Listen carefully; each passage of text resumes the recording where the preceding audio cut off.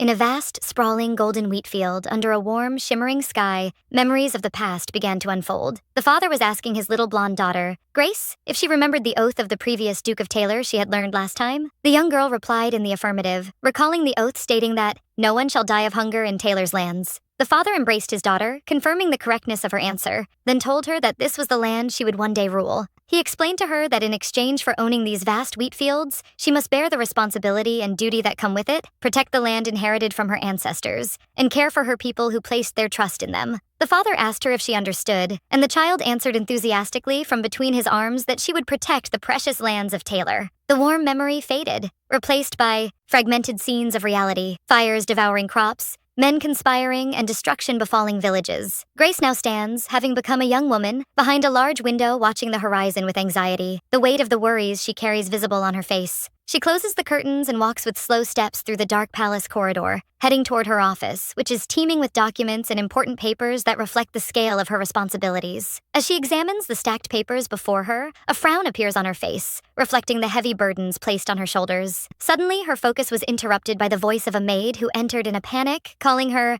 "My lady." Grace stood up calmly to ask about the cause of this commotion. The maid told her there was a big problem, as the young Count Saxon was harassing another maid named Jessie. The Count, a red-haired young man in a clearly drunken state, was shouting angrily at Jessie, who was kneeling on her knees before him. He was rebuking her loudly, asking why she had not sat beside him, and if it was really such a difficult request. The head butler intervened, trying to calm the situation, pleading with the young Count to compose himself and leave Jessie alone for the time being. But the Count flew into a rage, poured the contents of his glass over the head of the head butler, and then shouted indignantly at how a mere servant dared to speak without permission. He asserted that those like him must only obey their master's orders. At that moment, Grace appeared at the entrance of the room and told Count Saxon with firm calmness that it was late and he must leave. The head butler and the maid were surprised by their lady's appearance and felt relieved. The drunken Count turned, initially questioning the identity of the speaker, only to realize it was Grace Taylor. When he recognized her, a cunning look crossed his face. Then he wondered in a low, malicious voice if she was truly worth the price paid. The Count received Grace's presence with irony, noting that his legendary fiancée had finally honored them with her presence after hiding all this time, describing the timing of her appearance as perfect. He justified his rude behavior by saying her subordinates were insolent and that he was in the process of disciplining them, adding provocatively that a servant's mistake is the master's responsibility. Then he demanded that she pour him a drink as an apology, and in return, he would forgive her servant's insolence. Grace called the head butler and Jessie calmly and told them she would speak with the young Count as was proper. Then she asked them to leave, and they reluctantly obeyed her command after a concerned look. Once they were alone, the drunken Count approached Grace and muttered a mysterious phrase to the effect that even Taylor has moments when it pays its debts. Count Saxon spoke mockingly about his great family's marriage to the Taylor family, explaining that it made no sense to him. The Taylor family, with its golden wheat fields, was previously known as the Rock of the Empire, but seeing it treated this way would have made her mother and father sad. And Grace added that she might be blamed, and they would ask her what she had done to allow Taylor to reach this point. Grace remembered when her relative told her that her parents were now the Duke and Duchess, and that the duchy was no longer Grace's home. While the new Duke was announcing that the way the duchy was managed was up to him, he demanded the documents be stamped without further discussion. Grace addressed her parents in her heart, saying that she had lived holding her breath, even when things were taken from her repeatedly, and she remained silent. She recalled her promise to her father to protect Taylor and its precious lands. After that, Grace interacted with Count Saxon, who asked her about the matter, and she replied that he was the one who deserved the money. The Count was surprised, saying, "What?" while Grace reminded him that he was still the Empress's nephew and wondered about the terrible behaviors he might have engaged in. Grace explained that it was unusual for the Count's family not to receive a dowry, but rather to offer to pay Taylor's massive debts, and this was what made her understand now. The Count suffered a panic attack and began to stumble, calling Grace crazy. Then he threw a bottle of wine on the floor, and Grace commented that the crazy Count is the one who flirts with a maid in his wife's land one day before the wedding. The Count ordered Grace to shut up and raised his hand to slap her, but he tripped over the bottle he had thrown on the floor, lost his balance, and fell to the ground. After that, Grace stood holding a wine bottle and spoke to her parents, saying she had something she wanted to add. Count Saxon trembled and asked, "What?" Then feared she would use the bottle against him. Meanwhile, Grace was preparing to execute her plan, for she had been holding her breath, preparing her blade in silence. Grace announced that the time had come to raise that blade. She warned the Count, saying that if he bit his tongue, he would die, and ordered him to grit his teeth, then delivered a powerful blow to his face with the bottle. Two people on horses arrived at the Taylor house. One asked the other what was in that invitation and why he had come in a hurry from the Wall of Death. The other replied that he was curious to know if the invitation was real or not. Other man reviewed the text of the invitation addressed to Duke Richmond, requesting his presence at her wedding, and promised to be the sharpest sword defending his secret. She mentioned at the end that she was Grace Taylor. After the Count fell to the ground, Grace stood looking at him calmly. Grace was contemplating the situation, realizing that dealing with reality differs from what is expected, as she looked at the Count lying before her. Elsewhere, a young woman named Rosette Taylor was showing off her elegant dress and asking her mother and Lady Cornwall for their opinion on her appearance. Lady Cornwall, the senior lady-in-waiting of the Taylors, praised her daughter's beauty, while her mother, Baroness Emma Ronan, commented that Rosette was already beautiful and did not need to overdo her adornment. Rosette explained that she wanted to dress up to congratulate Grace at her wedding, but her hidden thoughts revealed her gloating, as she was actually congratulating her on what she considered a sale deal to the Saxons. Emma Ronan confirmed with a satisfied smile that by Grace's marriage to Jack Saxon, they were completely exempt from all the debts they owed his family. Emma Ronan described this as a happy occasion, expressing her hope that the real Taylor would disappear by tomorrow, and they proudly announced that it would finally become entirely theirs. Back on the wedding day, Grace sat quietly, reviewing some papers even on her special day. One of her ladies-in-waiting alerted her that it was time to put on the bridal veil, and she quietly agreed. The lady-in-waiting commented that it was unusual for a bride to work until the last moments, but Grace explained that accomplishing everything she could until the end would make things easier for them later. The lady-in-waiting asked her lady with concern if she was okay, then announced the arrival of the Duchess and Lady Rosette. Grace received them, and the Duchess stated that she had come personally to offer some words before the ceremony, considering that she was the one who raised her. The Duchess whispered in Grace's ear, warning her against acting recklessly and bringing shame to their Taylor family name, and ordered her to endure everything, even if her husband brought an illegitimate child or assaulted her. She stressed that she should never think of asking them for help, reminding her of her ability to endure, then ended her speech with cold advice to live well no matter what happened. With a calm smile, Grace replied that she would take her words into consideration. As she left, Rosette muttered angrily, hoping that Grace would live her life smiling like a fool and would never return as one of the Taylors, even after her death. The two women left, thinking that this was a house that had become their home now, leaving Grace. Standing with her ladies-in-waiting, Grace decided it was time to leave. While looks of concern were visible on the faces of her ladies-in-waiting, Grace was telling herself that this was just the beginning, and that she could not allow her feelings to collapse at this moment, and that the only time she is allowed to cry, and the only right granted to her. Grace thanks her ladies-in-waiting for everything until now. It is the time when she returns as the true Taylor. In the church, the groom Jack Saxon stood with dark bruises on his face, which aroused the surprise of those present and their questions about the cause of those injuries. Rosette whispered to her mother that the rumors about him being a violent man seemed true, and that Grace deserved a husband like that. Anger was evident on the Count's parents as they looked at their son's injured face. The Count himself was feeling distressed, as he could not remember anything from the night before, and all he felt was a sharp headache. Suddenly, he raised his head to see Grace advancing toward him in the aisle. Grace looked extremely beautiful walking in her white wedding dress. One of those present noticed the great resemblance between her and the previous Duke and Duchess, and thought to himself how pathetic she was. The groom was dazzled by Grace's beauty as she stood before him at the altar and could not hide his great admiration. Two of the guests, one of whom was Duke Walter Richmond, noticed that the groom could not take his eyes off the bride, and his companion joked that he might start salivating, so the Duke warned him to mind his words. Even the Archbishop was casting looks of admiration at them while the groom was still stunned by her beauty. Meanwhile, Duke Richmond remembered the invitation he had received from Grace in which she offered to place the sharpest blade in his hands to protect his secret if he honored her wedding ceremony with his presence. She had promised in her invitation that this blade would be the most useful weapon in the hunt he had prepared for, and it bore the signature of Grace Taylor. The Duke wondered to himself how such a woman who seemed delicate and fragile could send such an invitation, and what plan she was devising. The Archbishop began the ceremony and asked Jack Saxon if he swore before God to take Grace Taylor as his wife, and to cherish and love her for the rest of his life. Jack smiled a cunning smile despite the bruise on his face, and answered in the affirmative, confirming his oath. Then the Archbishop directed the same question to Grace, asking her if she swore to take Jack Saxon as her husband, and to cherish and love him for the rest of her life. At that moment, Grace remembered Rosette's harsh words advising her to live smiling like a fool. She also recalled an old lesson she had learned from her teacher, who told her that she possessed an excellent weapon, and that when hunting prey larger than herself, she must never appear stronger than her opponent. The teacher completed his advice on the necessity of hiding the strategy behind a smile and hiding the fighting spirit within her arms. Once the opponent is completely stripped of his guard, the right moment comes to deliver the final blow. With a confident smile, Grace answered in the negative, declaring that there was someone else she loved. She added that she could not love even a single strand of hair on Jack Saxon. Amidst everyone's shock, she revealed that the person she loved was Duke Walter Richmond, who stood among the audience with a slight smile. Later, Rosette's father was running after Jack Saxon's father and asking her to wait a bit until he found a solution to that problem caused by Grace.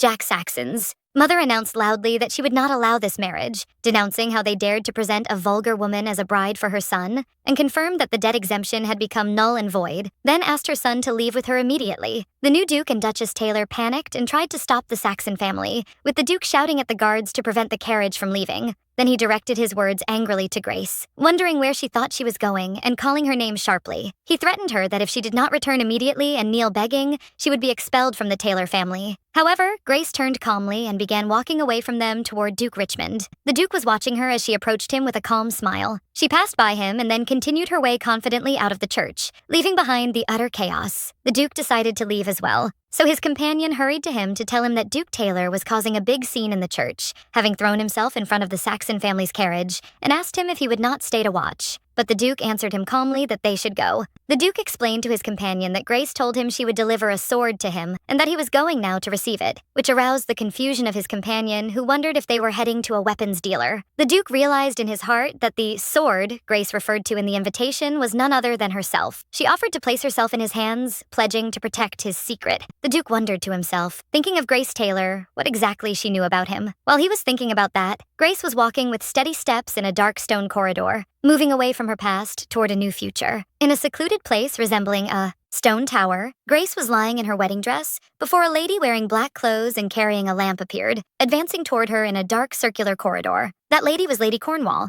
who continued to advance with her lamp, so Grace called her name quietly. Lady Cornwall reached out and took Grace's hand in a clear gesture of support. Then they walked together in the stone hall. When they reached a large wooden door, Lady Cornwall told Grace that everything was ready as planned. Then she bowed her head, saying that the long-awaited time had finally come, which Grace confirmed with a calm and steady look. The events returned in memory to the past, where Grace was still a child, addressing Lady Cornwall, noting that this was the moment they had waited 13 years for. Little Grace was asking Lady Cornwall's help in order to reclaim the Taylor house that had been stolen from her.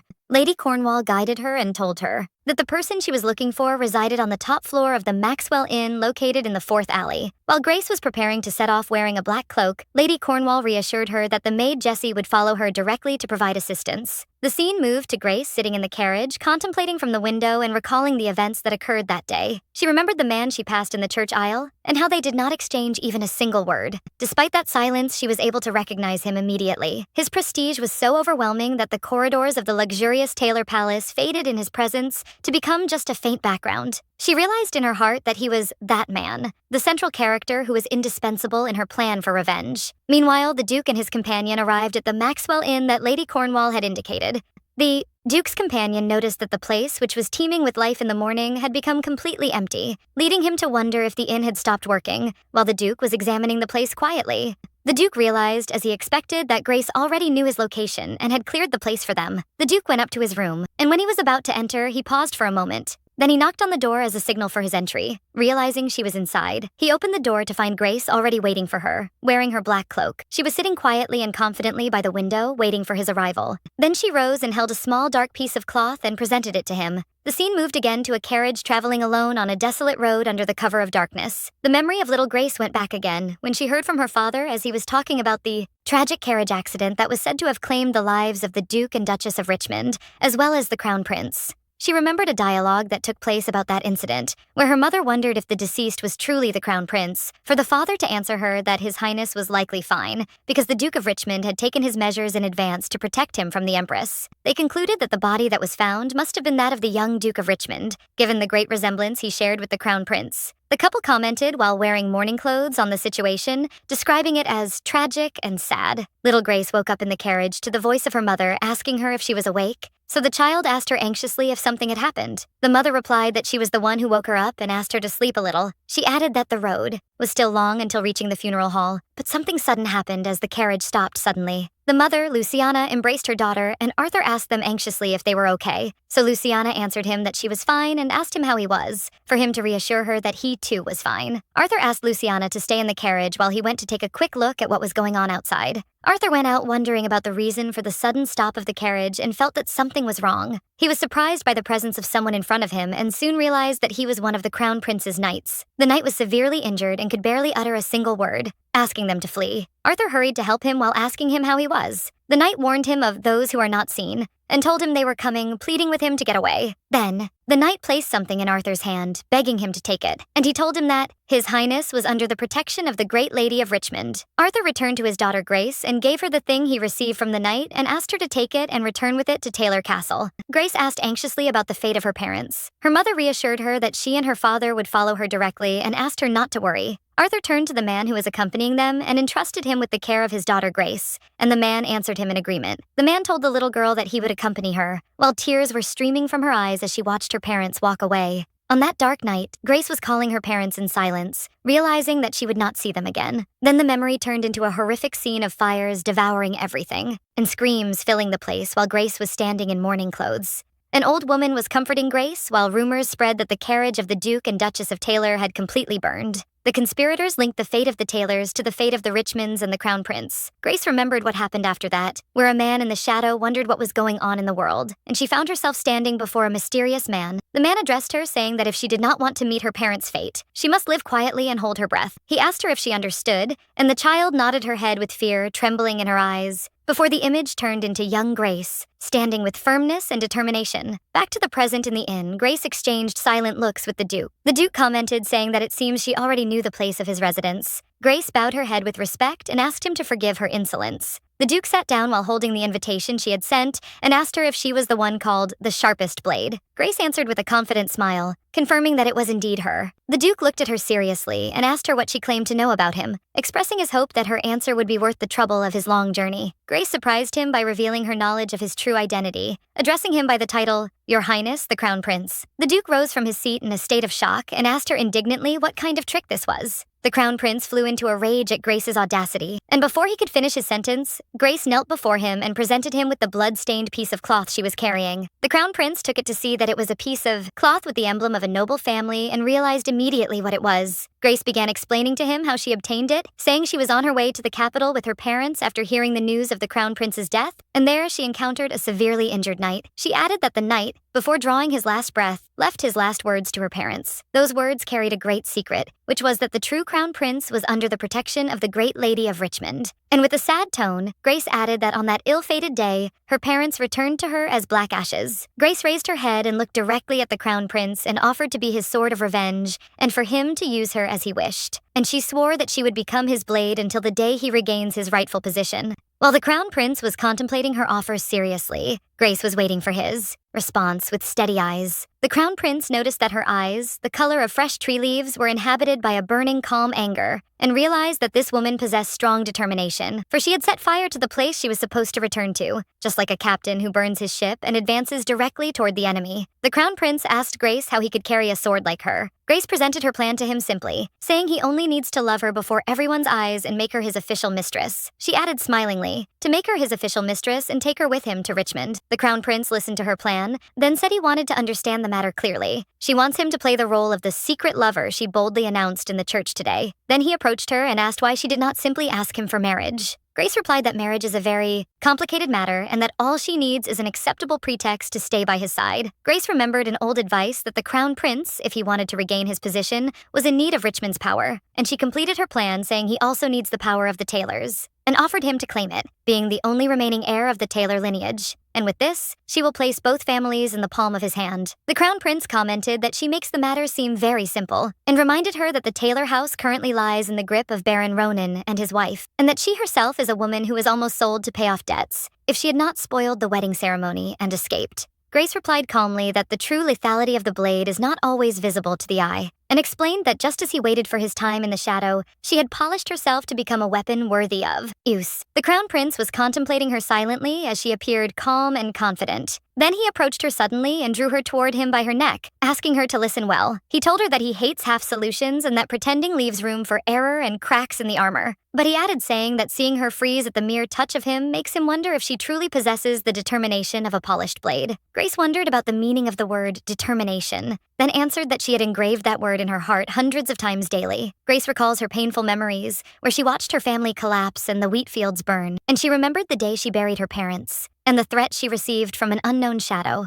The voice of that shadow was warning her, as a terrified little child, that if she wanted to avoid her parents' fate, she must live as if she were dead, silent and invisible. She was feeling resentful toward herself for her helplessness, as she could do nothing but shed tears repeatedly. and wondered if this was the determination she had sworn to herself. In the present, Grace kissed the Crown Prince suddenly, which aroused his surprise. After she moved away from him, she looked at him steadily and asked him if he possessed the determination to proceed with her plan. The Crown Prince admitted that she had hit the mark, noting that a sharply polished blade might sometimes cut the hand of its carrier, but he agreed in the end, asking her to explain her plan to him in detail. He asked her how she intended to use his affection as a smokescreen to take over Richmond, and how she plans to reclaim the Taylor house. The Crown Prince answered himself in his heart that it does not matter if the blade cuts him, as long as he can bring his enemies to their knees. Meanwhile, in Taylor Palace, Baron Ronan was angry, cursing the Saxons for demanding immediate debt repayment. He demanded his wife, the Baroness, to hand over all her jewelry, but she refused flatly, reminding him of the effort she made to collect them. The Baron shouted that he did not care, then wondered angrily about the whereabouts of Grace, who had completely disappeared.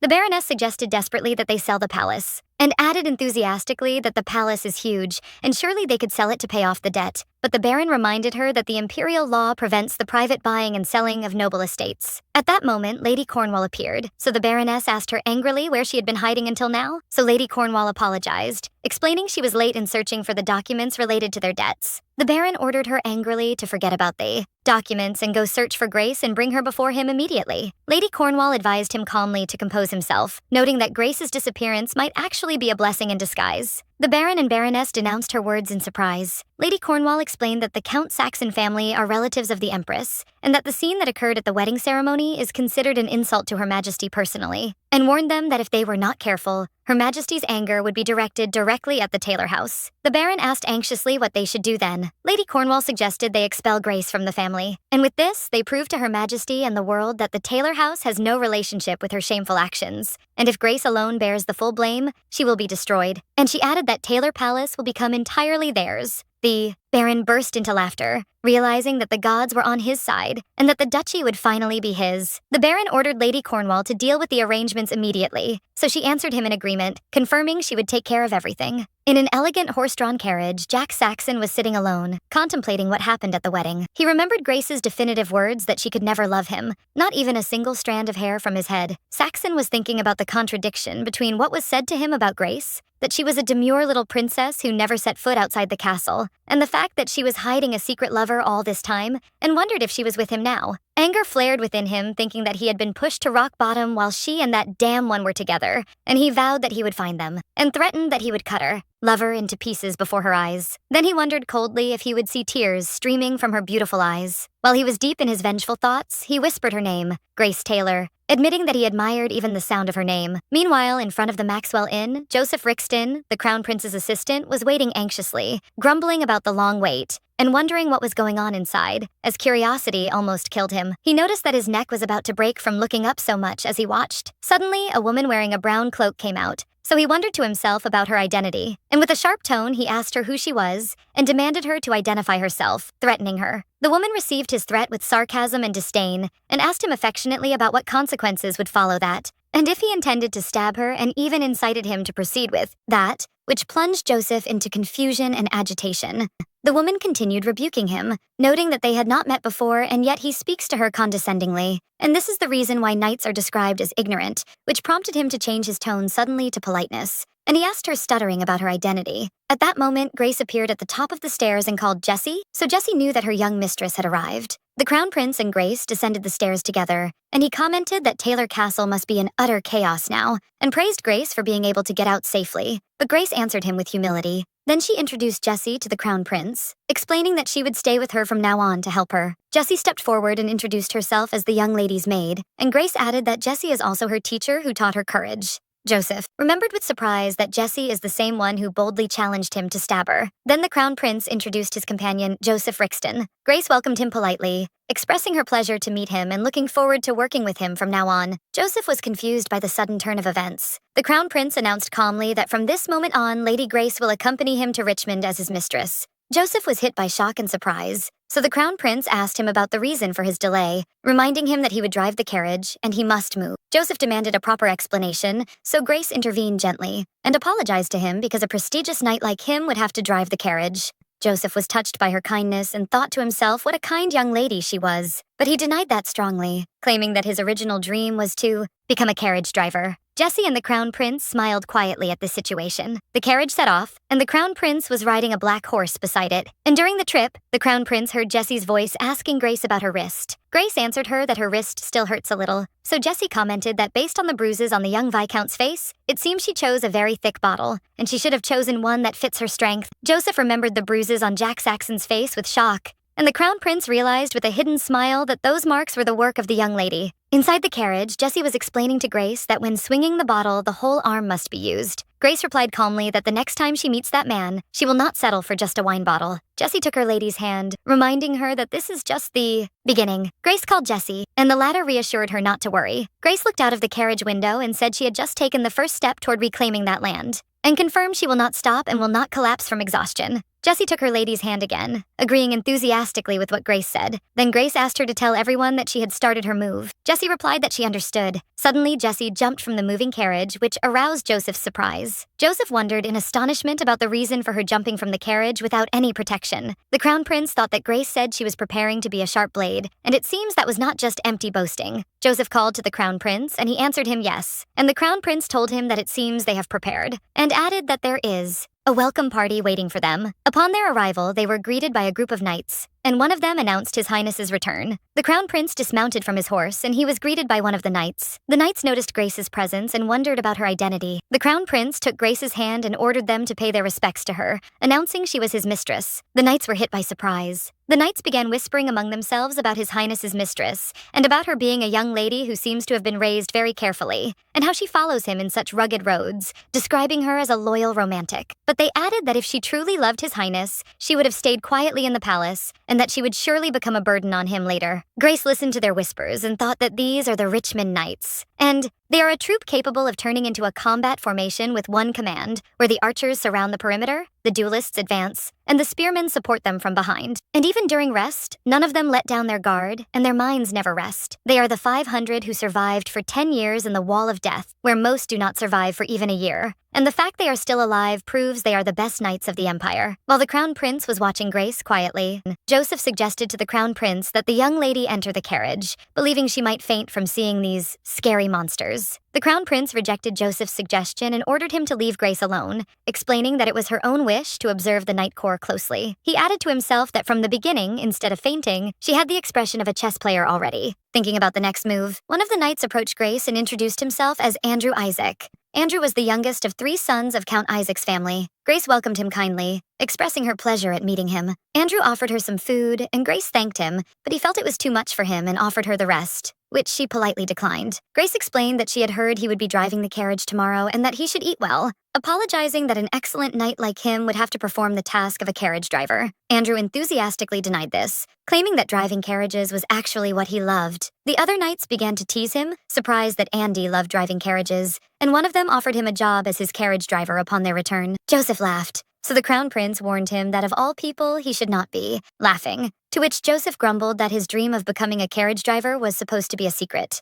One of the knights commented that Andy had become lax in his discipline, while another replied that it wasn't discipline Andy lacked, but that someone had made everyone relax, pointing to Grace, and that even if she were His Highness's mistress, there were still rules. The knights gathered in a state of alert. Winged creatures resembling dragons appeared in the sky, and the Crown Prince said they were finally coming. Grace was fascinated by their sound, and commented that she had heard many stories about monsters from her teacher, but this was the first time she had actually seen one. The Crown Prince ordered Grace to follow Andrew and advised her to keep her hood up because they might target her head. He reassured her not to be afraid, and that it would be over soon. Andrew guided Grace along the path while the knights moved to face the monsters. The Crown Prince shouted at them to move quickly. The knights began to fight with skill and ferocity. Grace watched them with admiration, realizing that this was the skill of those who had survived for 10 years at the Wall of Death, and the scene was magnificent. But she added to herself that the most magnificent of all was the Crown Prince himself. He looked like the incarnation of the god of war, a god of war who leaves nothing standing wherever he passes. Suddenly, Grace felt something strange as her hood fell. When she looked up, she found a monster above her. The monster grabbed her and flew with her into the sky, so Andrew shouted, calling for his lady. Andrew drew his sword and shouted at the monster to let the lady go. Andrew jumped and attacked, cutting the monster's wing. Grace fell from above, and he shouted, calling her name. Andrew jumped. and caught her in midair, feeling relieved that he managed to grab her. Andrew wondered in shock as he fell from the top of the cliff. The Crown Prince shouted Andrew and Grace's names with deep concern. Then he ordered his men to bring the rope, announcing that he would go down to save them. At the bottom, Grace woke up first. Grace was anxiously checking Andrew's condition, thinking that he had protected her with his entire body during the fall. She felt his pulse and breathed a sigh of relief because he was still alive. Grace stood up cautiously, realizing that the danger was not yet over. A huge wolf with glowing red eyes appeared from among the trees. The Crown Prince descended by the rope and shouted at Grace to retreat. Grace hesitated for a moment. Then she thought that Andrew would die if she retreated now. With firm determination, she declared that she could not retreat. The Crown Prince looked at her angrily and called her a fool. Grace was desperately searching for anything that could help her protect Andrew. She found a bow and arrows on the ground. She grabbed the bow and aimed it at the wolf. She was luring it to come closer and closer. When it was close enough, she fired the arrow. Then she fired another arrow. But she suddenly realized that she didn't have enough strength to pull the bow again. Death was approaching her rapidly. Suddenly, the Crown Prince appeared behind her, placed his hand on hers, and ordered her not to let go of the bow. He gave her a sharp look. Grace felt that the shadow of death that had been looming over her had vanished in his presence. That darkness was dissipated by a more intense darkness surrounding this man. The Crown Prince helped her release the arrow, which flew powerfully and hit the wolf. The wolf fell wounded. The Crown Prince checked on Grace and noticed that the gargoyle's claws had fortunately only pierced her cloak. He asked her if she was okay, and she calmly answered in the affirmative. Meanwhile, one of the knights was scolding Andrew for still being on the ground, while another knight asked him to calm down. Another knight carried Andrew on his back, grumbling that he caused too much trouble. Then he thanked Grace for saving his brother. Grace asked him anxiously about Sir Andrew's condition, and his brother reassured her that it was not serious. Then he told her that they would go up first and asked her to climb up carefully. The Crown Prince was watching the situation, thinking that Grace had not been seriously injured by the gargoyle, but she must be suffering from bruises everywhere and a scratch on her arm from the bowstring. He asked Grace if she could climb. She looked at him steadily. Then she extended her hand in front of him, so he asked her in surprise what she was doing. Grace reminded him that he had said he was not the type to pretend anything. The Crown Prince thought that since their first meeting, he felt she had been planning this for a very long time, and that it was impossible for her to be this calm otherwise. Then he carried her in his arms and told her to hold on to him tightly. Grace thanked him quietly. In another place, an angry man was talking about the failure of another assassination attempt, wondering how many assassins they had sent over the past 10 years to kill that man. A woman tried to calm him down, reminding him that it wasn't over yet, but he insisted on the necessity of getting rid of him to return the duchy to Henry Linco, expressing his despair that he wouldn't die. The man recalled in his memory how the Duke and his knights went to the Wall of Death at the age of 13 and how 10 long years had passed since then, and that he had never learned the etiquette of noble society or the dignity of a duke, and had never appeared at any social occasion. He wondered who had stayed by his side all this time, asserting that the master of the castle was him, Henry Linco, and he declared that Walter Richmond would never take over this castle, and that he would be treated like his grandmother, left to rot in the annex. In a dark room, a maid was talking to an old woman. The maid was telling her that the Duke would finally return after 10 years. The maid asked her how she would receive His Highness, and that upon his return, even Marquis Linco and his wife would not dare to do anything. The old woman replied that she was sleepy, and asked that no one wake her up. She thought that nothing mattered, neither family nor honor, nothing at all. The Crown Prince and Grace finally arrived at the vast Richmond Castle. Grace looked at the castle calmly. The Crown Prince told her that she had finally gotten rid of her bodyguard, but she didn't understand what he meant. He asked her to look behind her, and she saw the knights presenting her with gifts, from a small kitten to medicinal herbs and flowers. The Crown Prince explained that these were the Knights of Richmond, and Grace remembered that she had said she would win them over no matter what it cost. The Crown Prince thought that what he had earned with difficulty by waving his sword for 10 years, she had obtained in just a few days. The Crown Prince thought to himself that what Grace did was not the result of a few days, but the fruit of long years of honing herself to become his blade. The Crown Prince asked her if she was afraid. Grace responded sarcastically, wondering if he was the one who was afraid, and answered him, of course not. She added that she had been waiting for this moment alone. The Crown Prince agreed with her and thought of the pack of lynxes pretending to be blue eagles, and that he must give them an end befitting them. Then Grace asked him to call her Grace from now on, since they were lovers and he should call her with more affection. The Crown Prince wondered about the words love and affection. He thought that these words did not suit someone who had survived for 10 years with revenge as his only goal in life. He added to himself that she was no different from him, so how could she talk about love and affection so easily? She added that it would be annoying if even this was difficult for him, and that she had no intention of taking anything lightly either. The Crown Prince stepped toward her, took her hand, and kissed it gently. He called her by her name as she requested and told her that he would seat her on his horse so they could enter Richmond Castle together. He asked her if even that was difficult for her, to which she replied in the negative and called him Walter. The sounds of trumpets blared, announcing the return of the Duke of Richmond, Lord of the Tybex Mountains and the Urutu River, protector of the Northwest and the Rock of the Deacon Empire. The Duke and his knights entered the castle. Grace noticed the presence of Marquis and Marchioness Linko. The Crown Prince assured her that they could be recognized at a single glance. Grace added that someone who had lived among thieves could not mistake them, for thieves are naturally impudent.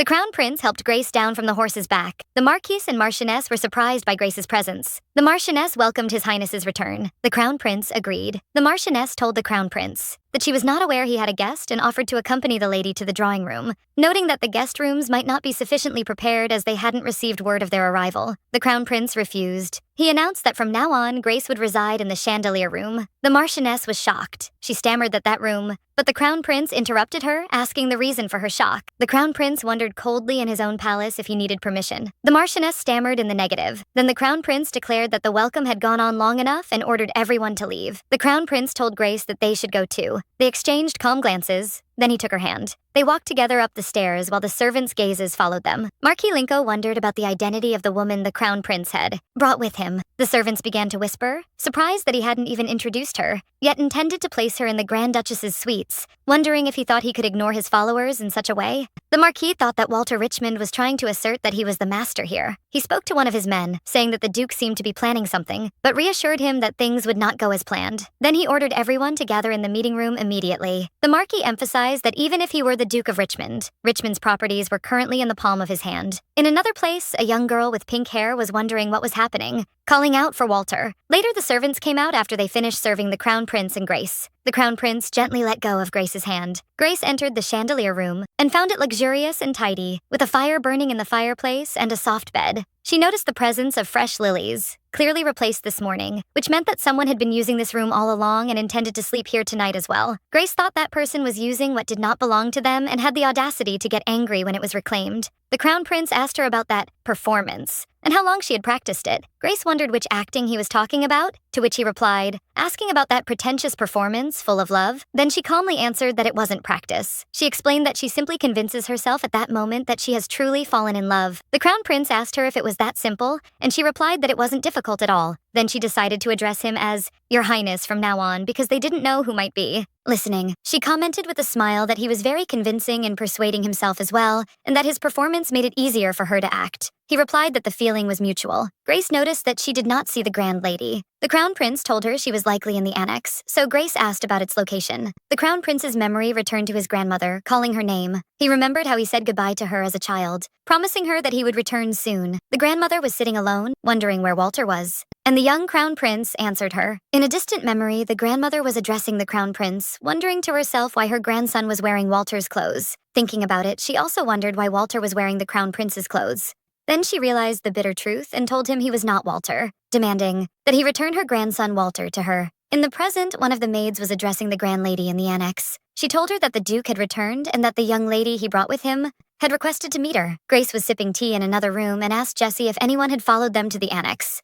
Jessie replied that there was one person, but he was such a novice that she thought he wanted to be caught, so Grace concluded that they didn't see the need to waste a professional spy on her. Grace thought that they saw her as just a woman Walter Richmond had brought suddenly, a man who had left high society 10 years ago to stay at the Wall of Death, and that she knew exactly how the people of Richmond Castle would judge her. They would describe her as a fallen noble trying to seduce the Duke, or a commoner pretending to be a noble. A woman who would soon be kicked out and wasn't even worth the trouble of attention. She realized that this disregard was exactly what she needed now. Lady Isaac entered and told Grace that she enjoyed the tea. Lady Isaac informed Grace that the Grand Lady had refused to see her. Lady Isaac asked her to leave, so Grace asked if she had announced her as the young lady the Duke brought with him. Lady Isaac admitted to that, so Grace ordered her to go back and do it properly. She ordered her to tell her that Grace, from the house of Duke Taylor, requests to meet her. Lady Isaac remembered the status of the Grand Lady, Eliza Deacon, who was born of the Deacon imperial bloodline and married into the House of Richmond to become the Grand Lady Eliza Richmond. She held the noblest title in the Deacon Empire, and the people of the empire called her the Queen of Richmond. But all of that was in the past. Lady Isaac remembered how Marchioness Rinko treated the Grand Lady cruelly, taking away her maids and reducing her firewood rations, and how she ignored the Grand Lady's complaints about the cold, claiming that she was in a position that forced her to save every piece of wood. She asked everyone to endure for the sake of Richmond. Back in the annex, the Grand Lady asked sharply, "What did you say?" Lady Isaac repeated, "Taylor?" And the Grand Lady answered yes. The Grand Lady asked if that child was the young lady, and Lady Isaac confirmed that she was a young lady with blonde hair and light green eyes. The Grand Lady concluded that she must be of the lineage of the former Duke Taylor. Lady Isaac asked if she would meet her. After a silence, the Grand Lady asked if the Duke had said he brought her here, and Lady Isaac answered yes. The Grand Lady ordered them to be told to return. Then she called her lady-in-waiting, Arwen, and told her she had done enough and that she should return to her family. She added that her sons had returned as well. She asked her to stop serving her as a lady-in-waiting. Arwen, Lady Isaac, bowed respectfully and asked the Grand Lady to rest. She promised her that she would go to deliver her words. Arwen returned to Grace and apologized, saying that the Grand Lady still refused to meet her. Arwen asked Grace to leave, so Grace apologized to her for the disturbance and left. Jessie asked her mistress what should be done, emphasizing that the Grand Lady's cooperation was absolutely necessary. Grace asked Jessie to return to the chandelier room first, and on her way, observe the movements of the servants and the atmosphere of the castle beforehand, while Jessie was asking about her mistress's plan after the failure of the plan to win over the Grand Lady. Grace answered her that her plan had not failed yet. Grace went to the kitchen where Arwen was cleaning herself and asked her why she was doing all this cleaning personally. She added in astonishment why there wasn't a single maid and why she was the only lady-in-waiting. Arwen reminded her that the Grand Lady had ordered her to leave, but Grace drew her attention to the fact that the grass in the garden had been cut in a hurry today and that the smell of raw greenery filled everywhere, asking her how everything here was usually maintained. She added that while the main residence was warm, the annex was full of cold air, as if there wasn't a single piece of firewood for the stove. She wondered angrily why the Queen of Richmond was being treated this way. Arwen sighed and asked her to leave. Grace called out to Lady Isaac and asked her what she felt while watching her mistress being treated this way. She asked her what she wanted to do. She wondered if she wasn't waiting for an opportunity to return her to her rightful place. Grace explained that she too had prepared herself in Taylor, enduring years no different from being a living corpse, and that she was sure His Highness was the same. Arwen asked her what she had prepared. Grace replied that she prepared revenge. She called out to her and told her that the time had come to return Richmond to its queen. Arwen remembered the Grand Lady when she was in her power. Arwen shouted, and Grace asked her to help her wake the Grand Lady and help her reclaim Richmond. Arwen promised that if she could wake her and return Richmond to her, she would even give her life gladly. Arwen Isaac, the woman who always stood by the Queen of Richmond. Grace realized that her path to reclaiming Richmond began with gaining a strong ally, and none was more important than Lady Arwen Isaac. For Lady Isaac was not just the wife of Count Isaac. She was the most trusted figure to the former Duke of Richmond, and the only woman capable of rallying countless noble families to serve Richmond's cause with a single word from her. For this reason, winning her to her side was a top priority, even before winning over the Grand Lady Eliza herself. Indeed, Grace extended her hand, saying she looked forward to working with her. Meanwhile, in Marquis Linco's palace, anger was smoldering. The Marquis issued his strict orders to his men to search for everything related to that mysterious woman who appeared suddenly, and ordered them to comb every inch of the area near the Wall of Death, the place where the Duke had been isolated for 10 full years. His wife, the Marchioness, shared his disgust, wondering sarcastically how those living in such a place could be called nobles, and how the Duke dared to grant a woman like her the prestigious chandelier room. The Marquis considered this act a direct insult to him and his family, wondering aloud who had protected Richmond throughout those difficult years. It seemed clear that the Duke and his companions had forgotten that Richmond did not belong to the Duke alone. With cold determination, the Marquis decided that he would remind them himself, while the Marchioness would work on destabilizing the Duke as well. Far from these intrigues, Lady Flora Lowen, the Count's daughter, was immersed in daydreams. She remembered Walter Richmond. She had always imagined knights as crude, coarse, and brutal men, but he was completely different in her eyes. She imagined herself standing by his side and how they would look together as a perfect couple. But the image of Grace walking beside the Duke shattered her rosy dream, and her delicate features turned into a mask of anger and jealousy. Her maids rushed to her immediately, calling her name with concern. The maids began to whisper the news they had received about that woman. Flora asked them with feigned eagerness what kind of story they had heard. The maids told her that Marchioness Linco had ordered a thorough investigation in the area near the Wall of Death to reveal that woman's identity, and it turned out that her origins were very humble. Flora was surprised with feigned shock, wondering how she could come from that place full of criminals and monsters. The maids continued spreading rumors, saying she must have begged the Duke for the chandelier room and that she only had one maid, and even seemed to have a strange smell. Flora pretended to be deeply saddened, expressing how much sorrow the former duchesses would feel if they knew a woman like her was occupying that room. The maids praised their mistress's tender heart, describing her as a true angel who worries about the former duchesses even in such a situation. With an innocent smile, Flora gave them some coins and asked them to tell her anything new they learned. The maids thanked her and promised to investigate every detail. After they left, Flora's look changed completely, and she thought that whoever stood beside the Duke of Richmond must be someone worthy of this reputation. Coldly, she decided that that woman must not become too attached to this palace. In the Duke's office, Walter was reviewing some papers quietly. His assistant Joseph interrupted him, wondering why he was slowing down and reminding him of their original plan to move immediately upon their arrival, before their enemies had time to prepare. The Duke responded with a quiet question as to whether he lacked confidence if their opponents were prepared. Joseph denied it hesitantly, so the Duke asked him directly, "What is it, Joseph?" Joseph told his master, the Crown Prince, that the knights of the subsidiary families had come to pledge loyalty, but Count Lowen had turned them away rudely at the main gate. Returning to that incident, the head of the House of Rodeo, a venerable man who had served the Richmond family for generations, stood declaring that he came to pay respect to his master, but was met with senseless rudeness. The Count Lowen's son asked him with a smug smile if he intended to enter the main castle in his shabby state. When the old knight was incensed with anger, the young man told him with provocative calmness that this was a message from Marchioness Linco. The message was very insulting, describing his thief-like appearance as a disgrace to Richmond's honor. The Marchioness continued in her sarcastic message, wondering if scars weren't medals earned on the battlefield, and asserting that the knight's true place lies outside this gate, and that the true loyalty they must show is waiting wherever there is a need for them. The Count's son ordered him to leave immediately if he had understood the message. To him, these were just uninvited guests who had seized his home. In fact, the Crown Prince's intention upon his return to Richmond was to purge them all without any delay. He planned not to leave any of them and to eliminate them all down to the last individual. But he remembered Grace's wise words, warning him against polluting Richmond with blood. She explained to him that if Richmond were seized by shedding blood, its legitimacy in the eyes of the people would collapse. And from that moment, even justified force would be condemned as rebellion. The Crown Prince reflected on the bitter irony. Thieves are free to loot as they wish, while the rightful owner must remain calm and maintain his dignity. He asked Grace if what she was saying was that he was obliged to solve everything through the proper channels, commenting on her amazing way of making.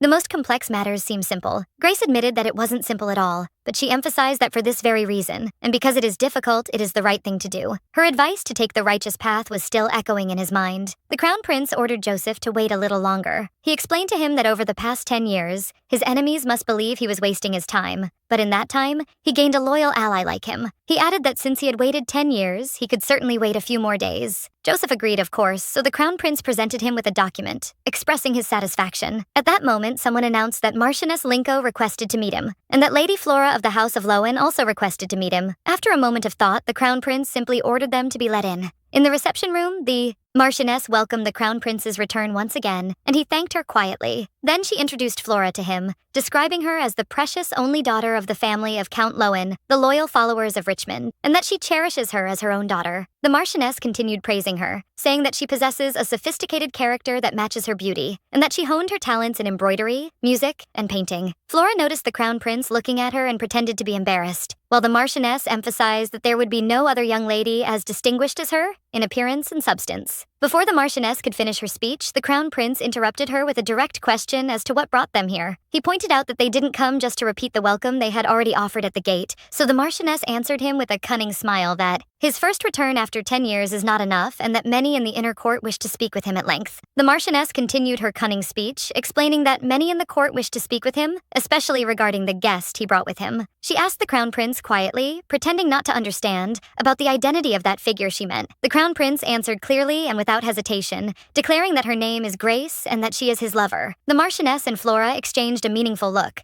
They already knew she was his lover, but what truly mattered was what his name revealed to her. Grace, only, without any family title. This was a confirmation of her suspicions. As she expected, that woman was of lowly origins. Based on this conclusion, the Marchioness addressed the Crown Prince directly, asking him to forgive her boldness, but she stressed that he should not grant the chandelier room based on personal emotion. She explained that this room is the room of the Grand Lady of Richmond, whom everyone reveres, and that even among the noblest of nobles, only those who have been thoroughly vetted are allowed to stay there. This is the status that room represents. The Crown Prince interrupted her with icy calmness, called her by her title, Marchioness, then suddenly asked her what his name was. The Marchioness was confused for a moment, so he ordered her in a tone that allowed no argument not to make him ask again. At that moment, the Marchioness felt a massive pressure she had never felt before, an aura of absolute authority that almost made her kneel, as if she were in the presence of royal blood. But she soon gathered herself, convincing herself that this was impossible, for the Crown Prince had died burnt with the former Duke and Duchess, and that the current Duke was only trying to intimidate her. After she regained her composure, the Marchioness offered her apology, but she added that the position of Duchess requires gaining the respect of the noblewomen and maids in the inner court. She warned that if an unworthy figure remained by his side, it would deal a fatal blow to his honor and Richmond's dignity alike. Then she presented the solution, declaring that the woman most suitable for him here in Richmond is Flora, who stands before him. She ended her speech asserting that this is sincere advice she offers for the sake of Richmond, and trusts he will listen to it. The Crown Prince was listening to her quietly, while other thoughts were going through his mind entirely. He thought that after she conspired with the Empress to push him to the wall of death, she now dares to say this. He remembered the documents he had reviewed earlier, which clearly showed that most of the territory's income was flowing directly into the pockets of the Marchioness's faction, and the fact that she didn't bother to hide the records meant she completely underestimated him and considered him a fool. He looked at her greedy gaze and decided to himself that he would exploit this greed completely. With total coldness, the Crown Prince answered that he understood exactly what she meant, then authorized them to leave. The Marchioness left feeling angry at his style, thinking to herself that whether the Duke was pretending to be strong or not, the ones who truly move Richmond in the end are House Rinco. She whispered to Flora that the Duke's look at her was far from ordinary. So Flora pretended to be shy, but emphasized happily that the Duke had smiled at her in the end, just as she expected. The Marchioness thought that in a desolate place, his heart might lean toward a woman without a title, but the look changes as the environment changes. She wondered how that woman managed to imitate nobles with such skill, realizing that there are countless commoners who try desperately to rise, but in the end, the real and the fake can never be the same. Then she ordered Flora to make frequent visits to the Duke, carrying with her the dignity of a duchess, to show them that she is different by birth from those women who pretend to be elegant. Flora answered enthusiastically that she would do her best to be a help to His Highness's honor. But before they left, they noticed Grace approaching them. The Marchioness and Flora glared sharply at Grace. Then the Marchioness continued pouring her toxic advice onto Flora, ordering her to engrave into her heart the fact that if a woman of unknown origin remained by the Duke's side,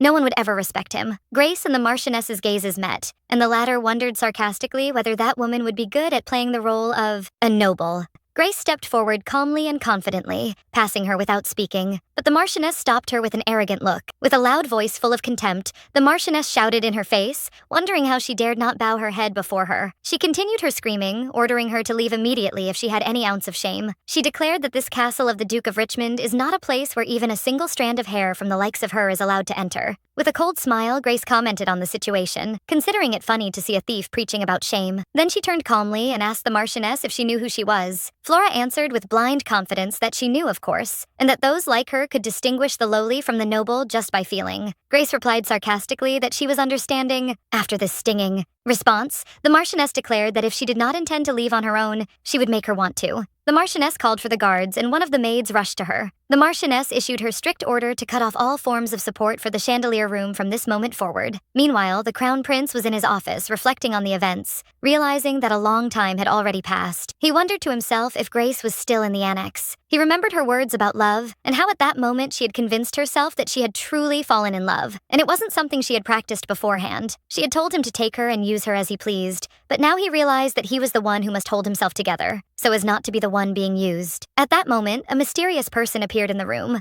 The Crown Prince ordered Joseph to examine him. Joseph drew his sword and asked the intruder about his identity, threatening him to reveal himself. The intruder replied defiantly, wondering what would happen if he didn't. Sarcastically, he asked if Joseph was going to stab him. Joseph felt that he had heard this tone before. The Crown Prince ordered Joseph to lower his sword, and he obeyed immediately. Then the Crown Prince asked the new guest if Grace had sent him. The guest noticed that the Crown Prince said Grace and not the young lady. Suddenly, Grace appeared at the door, calling the name Eric, and welcomed him warmly. Eric bowed before her respectfully, kissing her hand as he addressed her with the title, My Lady, which aroused the Crown Prince's surprise. Grace explained that Eric is Viscount Eric Napier, one of the loyal followers of the Taylor family, who currently manages a merchant guild under a false identity. Eric presented himself, politely, apologizing for his previous rudeness. The Crown Prince replied that he forgives the rudeness of his assistant Joseph as well, because he felt an unexpected presence. The Crown Prince thought to himself that Eric was looking at him as if he were going to tear him to pieces. The Crown Prince asked Grace about her visit to the annex. She told him that she had met Lady Isaac and that she had agreed to help. Grace added confidently that the Grand Lady would wake up soon as well.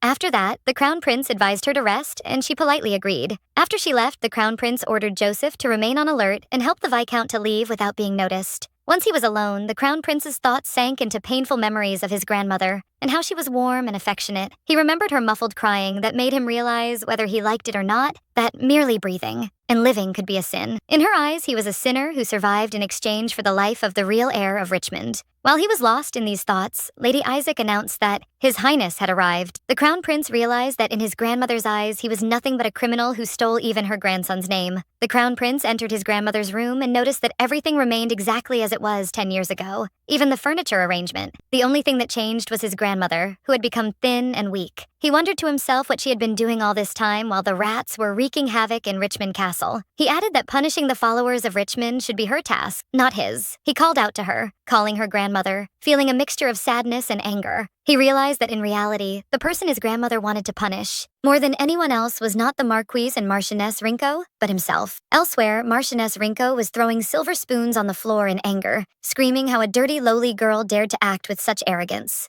She asked one of her assistants anxiously what had happened to the request they sent to the Red Moon organization. The assistant replied hesitantly that they said it would take 3 months. The Marchioness was enraged by this response. The assistant quickly added that they added a note to the report. She explained that the absence of a family name complicates the investigation and that they ask for her patience. The head of the Red Moon organization was reflecting on the matter and thought that even commoners usually possess a surname, and not having one at all indicates that her parents, or she herself, must be criminals. The Marchioness concluded that the word criminal suited her perfectly. Near the Wall of Death lies the Village of Fugitives, a sanctuary for heinous criminals who have violated imperial law. The head of the Red Moon organization added, explaining to the Marchioness through the maid, that fraud or theft are not considered significant crimes in the Village of Fugitives. They are the type who might kill just for missing a meal. The Marchioness was surprised, wondering if it was possible that Grace had killed someone, but she did not rule it out, and that it was entirely possible. And the fact that she seduced the Duke proves that she is not just an ordinary rogue. Rather, she may have committed a crime more heinous than murder, like being one of the Invisibles. The Marchioness's anger flared as she thought of that foolish Duke who granted the noble Grand Duchess's room to an impudent criminal. The Marchioness realized that with this information, she could get rid of both of them with one blow. The Marchioness thought that that rogue might claim innocence or try to prove her identity. But in the end, the inner castle of Richmond is in her grip. She vowed to Walter Richmond and his impudent rogue that she would destroy them completely as she planned. In another room, Grace was reviewing some documents with Eric. Eric asked her if she was satisfied with the results, and she replied that he should not ask about her satisfaction, but rather should demand a reward for such returns.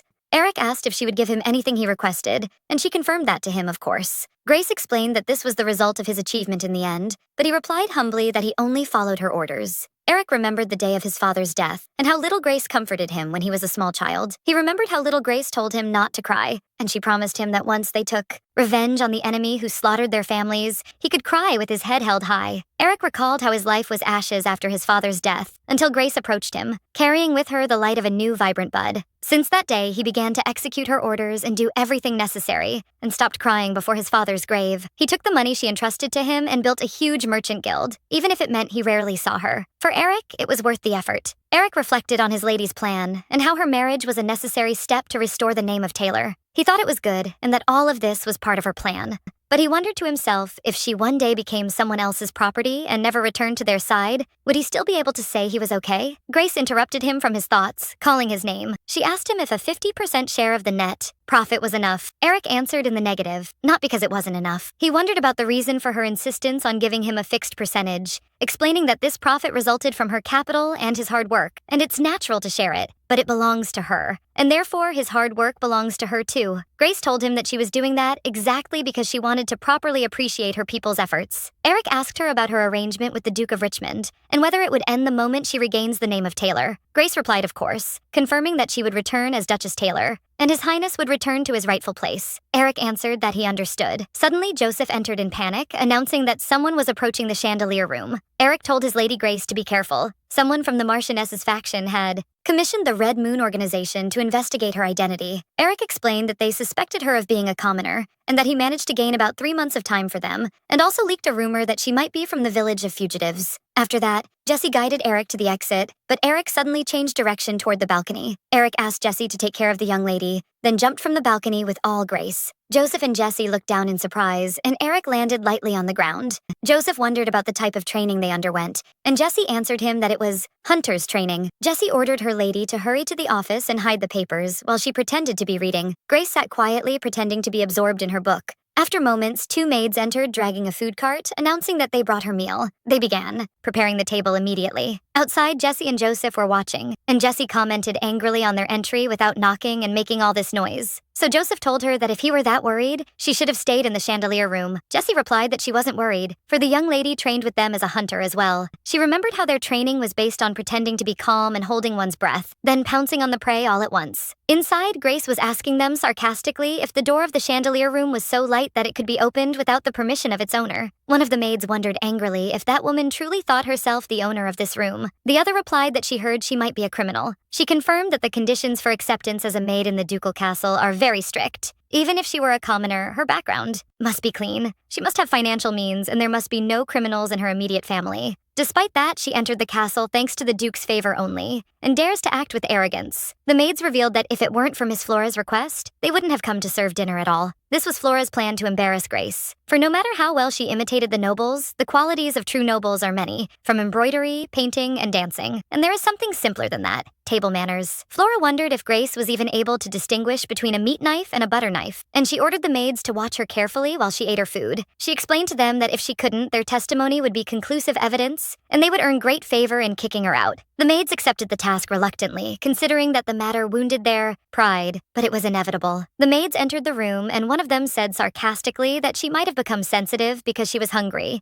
and that nobles usually eat alone. She added that unless there was something special, they eat in their private rooms, then presented the food to her and asked her to enjoy her meal. When Grace lifted the cover, she found a charred piece of meat, so the maid commented that she was busy, so she couldn't prepare much, only the main dish. The two maids spoke sarcastically while one of them poured the drink and the other prepared the silverware. Grace looked calmly at the charred piece of meat and the empty table, then asked in a cold voice who ordered them to do that. The maids were not affected. Rather, one of them commented that Grace was saying strange things and ordered her to hurry and eat. The maid continued her mockery, reminding Grace of her previous boasting, and asked her why she wasn't eating, suggesting sarcastically that the meat might be too small for her taste. The other shared in the sarcasm, saying that most noble ladies leave this food and that eating just to fill the belly is a rude act. The maids were suddenly shocked. Grace had grabbed the correct meat knife with all confidence, even though the food before her didn't deserve it. With an icy look, Grace said firmly that this was enough and ordered them to take the food away from her. She told them that she had given them many chances to correct the situation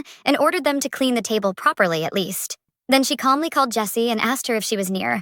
Jessie was outside already, resisting her desire to rush inside, and answered to herself in the affirmative. Grace asked her whether these two maids were the same ones who had guided her and the Crown Prince earlier, and Jessie confirmed that. Grace issued her order to Jessie to watch the two maids carefully and find out where they go and whom they meet. Memories returned the Crown Prince to his childhood, where one of Richmond's loyal men asked him to listen carefully. The man told him that from now on he must live under the name Walter, for this is the only way to survive. He advised him that if he found difficulty in acting, he should talk less and suppress his original personality and hide it completely. The man begged him to survive with his life before the blazing fires swallowed them both. The little prince screamed from the horror of the scene. The screams of terror echoed in his ears as he heard the grandmother crying over her grandson. He felt suffocated as if his lungs were full of smoke, even though he wasn't the one swallowed by the flames. It was them. And the last image in his memory was his scream calling, "Big brother." Walter woke up from this disturbing nightmare. Panting and sweat covered his forehead. He rose from his bed, with the traces of the painful memories still haunting him. Elsewhere, Grace was looking at a document revealing that Richmond is currently under the actual control of the family of Marquis Linco.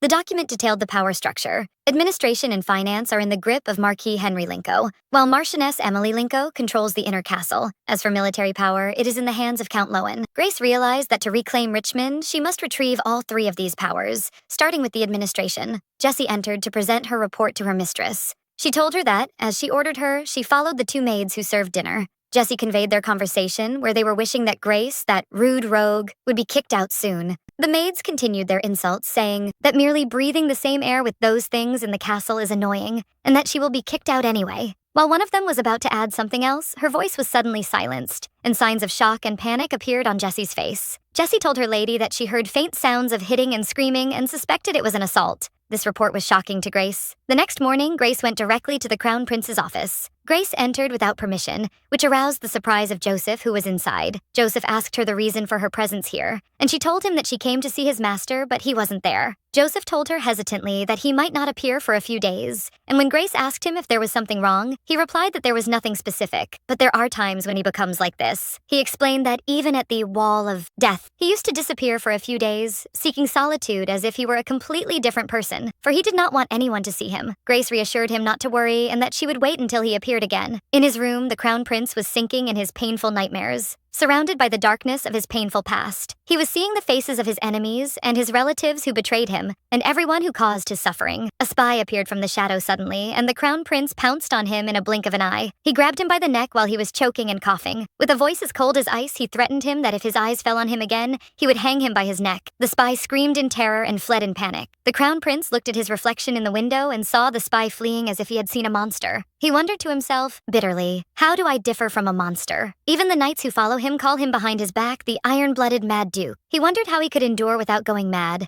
with all this fear gnawing at his soul and the anger burning in his chest. At that moment, Grace entered his room, calling him by his title. She told him that she was looking for him because she had something to say to him, and that coming to his bedroom was the right decision. The Crown Prince looked at her, wondering how she could be so reassured. Grace replied with a question, if she seemed calm to him. Then she added in a deep tone, or does he want to ask how she endured until now? Without losing her mind, she explained to him that she was imagining it dozens of times a day, even when she stood in the church with the Empress's nephew who killed her parents, and even when she watched those who took over the House of Taylor, acting as if they were its owners. She was imagining burning everything. Every time that happened, she was enduring by repeating one phrase, a simple and strong phrase, you are alive. For whenever an unbearable anger rose and whenever she fell into a boundless despair, these words were what kept her standing. Grace added, while listening to the Crown Prince, that she was repeating that phrase over and over again. For just as he endures, she endures too. She believed that he would hold on, and that he would inevitably return to fight and set everything right. In order for that to happen, she had to be his strength and become stronger. She had to prepare to win that battle. She looked at the Crown Prince deeply and told him that he had been for a very long time her guide and her anchor, and that she was able to endure because he was there, and that without him, she wouldn't have been able to overcome her ordeal. For that reason, she asked him to endure as well. Grace explained that what she wants is not just killing her enemies, but restoring the glorious name of Taylor of the Golden Wheat Fields, the cornerstone of the empire. And in order to reclaim that glorious name and to inherit the great achievements of her ancestors, for that to happen, she emphasized that he must be a king worthy of her loyalty. The Crown Prince realized the hidden meaning behind her politely chosen vocabulary, as he sensed from her that she had been patient all that time, driven by her trust in him, hoping that he would not fail her expectations. After this deep dialogue, they sat in silence, each thinking of their next move. The Crown Prince asked her the reason for her coming, and she told him that she believed the Linko faction was trying to implicate her. She revealed that the two maids who served her dinner yesterday had been imprisoned and assaulted inside the castle.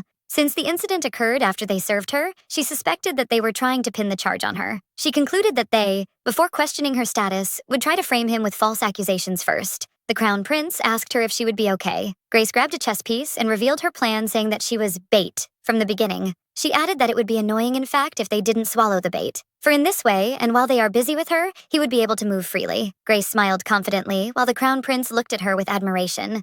Then he confirmed to her that he wouldn't stand idly by. Rather, he would be busy as well in implementing their plans. Elsewhere in the palace, the Marchioness was adorning herself while one of the ladies praised her, saying, "She looks very beautiful." One of the ladies continued her compliments to the Marchioness, saying that the late duchesses used to wear this necklace a lot, but she believes it finally found its true owner. The Marchioness pretended to be humble, while Flora added that her mother was right, and that the Marchioness truly looked like a queen with this necklace. The Marchioness burst out laughing with happiness. The Marchioness praised Flora's mother for raising her daughter well, so Flora's mother thanked her for appreciating her as her daughter. The Marchioness asked Flora to sit beside her. Then she offered her a collection of precious jewelry from the Blue Room and asked her which one she preferred. She promised her that she would give her one. Flora was surprised by this generosity, but her mother intervened, saying that this is a very precious gift. So the Marchioness replied that she had always wanted to give Flora one. The Marchioness explained that the Blue Room is full of jewelry collected by generations of Richmond duchesses, and that they do not just represent a material value, but are symbols of power and prestige. For this reason, as soon as Eliza Richmond retired to the annex, she seized the keys to the Blue Room. With these keys, she can control the women of the inner court. Flora's mother asked the Marchioness to choose something suitable for her daughter, relying on her fine taste. Flora agreed and asked her to enlighten them with her excellent taste. The Marchioness chose a pink necklace, saying it would perfectly match the color of Flora's eyes and hair. She insisted on putting it on her herself. The Marchioness explained that the reason for giving her this necklace was to announce her her presence to the inner court noblewomen. Flora thanked her, considering this a great honor for her. The Marchioness asserted with confidence that everyone would understand the message clearly with this necklace. She thought to herself that she, Emily Linco, is the one who has the power to choose the next Duchess. The Marchioness praised Flora's beauty after wearing the necklace, so Flora thanked her, attributing the credit to her good choice. Then Flora turned toward the two maids who served Grace's dinner and asked them for their opinion. The two maids praised her appearance, so Flora added sarcastically that woman cannot dream of something like this. Then she asked them if they had seen any jewelry in Grace's room, and they replied in the negative. Flora pretended to be sympathetic, saying that she made them serve dinner in the chandelier room yesterday, and that she appreciated their hard work. At that moment, the maids remembered the threat they received of being killed if they spoke, and how serving a lowly person was a very difficult matter. The maids burst into tears, begging the Marchioness to help them, expressing how terrified they were. They revealed that last night after dinner, someone dragged them and hit them, and threatened them with being killed if they told anyone. They added that staying silent is also terrifying. The Marchioness pretended to be sympathetic and embraced the two maids, saying that all the children in this castle are like her children. With a cunning smile, she reassured them not to worry and that she would solve everything for them. In another nightmare, the Crown Prince was recalling the moments that changed his life forever. He saw himself as a small child receiving the order to live from now on under the name Walter Richmond. That was the only way to survive with his life. He listened to the cheers echoing, "Long live the Duke of Richmond," while he felt lost and confused. But he stopped. Before the real Walter, who cheered for him too. He was calling Walter in despair. He felt confused, for he knew that the person before him was the real Walter. He wondered in his own heart about his true identity. In the depth of his despair, he heard a voice calling him and ordering him to rise. Grace's voice was echoing in his mind, reminding him that he was her anchor and guide for a long time, and that she was able to endure because of him, so he had to rise as well. She was calling him in his dream by his real name, which is Eris, before he woke up suddenly and described this dream as strange. He found Joseph at his office door, who was surprised to see him, wondering the reason for his presence there. Joseph justified his surprise by saying that he thought his master would not appear for some time. The Crown Prince replied that he cannot play forever. The Crown Prince told him that he reviewed all the documents and discovered that financial affairs are in a state of chaos. For half of the gold ingots have also disappeared. Then he issued his orders to Joseph to prepare 5 empty rooms in a hallway, far away, where sunlight does not reach and which is rarely visited by anyone. He gave him a list of names, asking him to bring everyone on it, down to the last individual. Joseph asked if he would put one person in each room, so the Crown Prince answered in the affirmative. When he asked him what to do after that, the Crown Prince told him that he would leave the matter to him, which aroused Joseph's confusion. Although he didn't fully understand, he concluded that the requirement was to imprison each person in a room and torture them. In the palace garden, the Crown Prince met Grace, who was wandering with Jessie. He asked her if she was going to the annex. She answered in the affirmative, confirming that she would wait until the Dowager Duchess allowed her to meet her. The Crown Prince looked at the thick book she was carrying and commented with a smile that it would be hard to endure without it. Grace thought about the Crown Prince's words, wondering what he meant. The Crown Prince told her that if she waited outside, she would not see her for years, and she might have to bring the entire Richmond Library with her. Therefore, she had to enter her bedroom. He added with a cunning smile that if she didn't come out even if a fire broke out outside, then she should set a fire inside. Grace denounced this idea, reminding him that the Dowager Duchess, although she buried herself in a grave of her own making and lost all will to live, is still of the royal deacon blood and the true lady of Richmond, and wondered how he could ask her to perform such a disrespectful act. The Crown Prince didn't care about her objection, considering that she might certainly get angry, but she would rise in the process. Jessie interrupted their conversation with concern, asking him if he was okay, or if he had eaten something bad. The Crown Prince answered coldly that he was always like this. He had always been Eris Deacon. Then he ordered Grace to go and do exactly what he said, noting that members of the Deacon royal family are quick-tempered and stubborn. As he was leaving, he asked her if she knew his name. Then he walked away from her. Grace wondered to herself whether he was asking her if she knew his name. She remembered how she was collapsing and falling apart, and every time she said to herself, "I survived the wall of death, so you must be someone worthy of your name." For her, who lived repeating his name like a spell, he could only resemble the god of war in legends. Thinking about his name was easier than breathing. It is Eris. She remembered his words again, that if she waited outside, she would not see her even after years. As she was walking toward the annex, Lady Arwen Isaac stopped her, wondering where she thought she was going. Grace ignored her, realizing that if she didn't come out, even if a fire broke out outside, then she should set fire inside. Grace entered the Dowager Duchess's room and asked her to forgive her impudence. The Duchess replied coldly that she asked for forgiveness, but she stands as if she has done nothing wrong. The Duchess rose slowly, and her prestige was clear. Grace thought that even after years of isolation, the dignity surrounding her is incomparable to the thieves who pretend to be masters.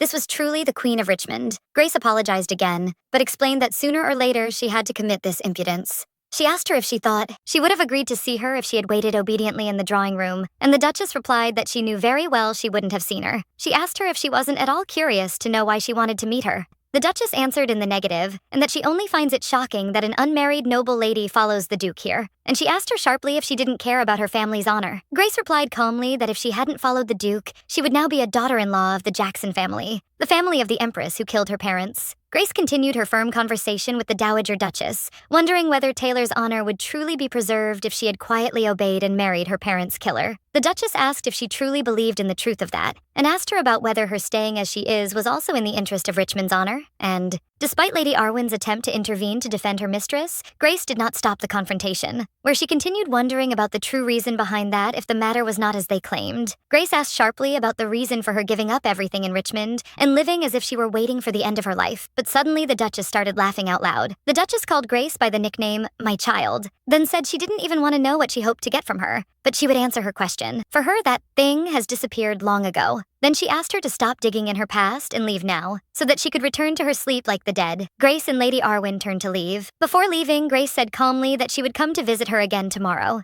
Later, Grace was writing a letter and thinking about the Crown Prince's words about setting a fire inside, but she realized that this is not enough. She needed a much larger fire. At that moment, Jessie entered and told her that Linco's maids were heading to the chandelier room. Grace concluded that they, as expected, were planning to pin the assault charge on her. Grace first ordered telling the Crown Prince to simply watch, because this is an internal matter of the castle, and his intervention might complicate matters. Then she ordered Jessie to go. Indeed, Flora's mother and the other ladies were on their way to Grace's room. When they entered, they found that Grace was sitting alone quietly, drinking tea. The ladies summoned Grace and ordered her to come immediately to the punishment room, where Marchioness Linco herself presides as a judge.